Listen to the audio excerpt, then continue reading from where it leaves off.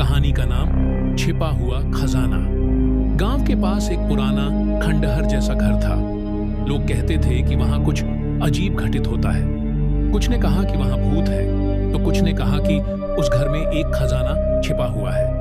पर किसी में इतनी हिम्मत नहीं थी कि वह घर के भीतर जाए।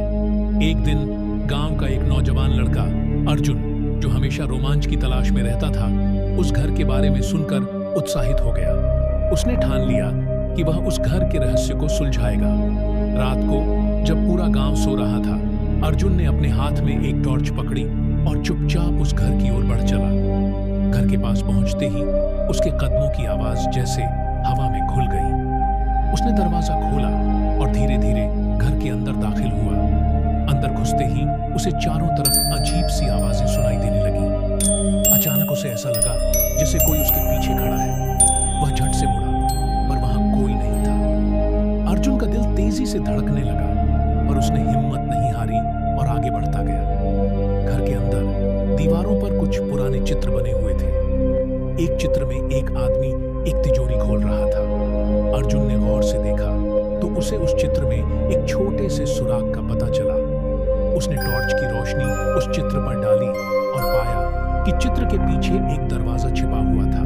उसने दरवाजा खोला और अंदर दाखिल हुआ। जैसे ही वह कमरे में पहुंचा, उसे दीवारों पर सोने के सिक्के और गहनों से भरे तिजोरियां दिखाई दी।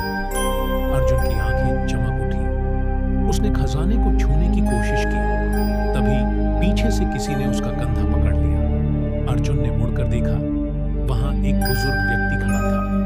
वह व्यक्ति बोला, यह खजाना तेरा नहीं है, यह उन लोगों का है जिन्होंने इसे छिपाया था।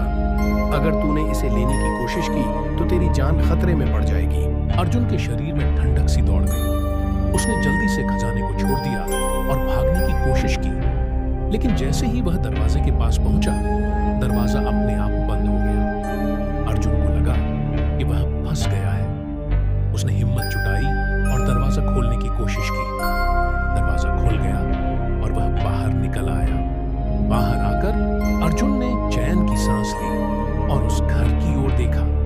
उसे समझ आ गया था कि कुछ खजानों को छूने की बजाय उन्हें वहीं छोड़ देना बेहतर होता है। उस दिन के बाद अर्जुन ने कभी उस घर की ओर मुड़कर नहीं देखा।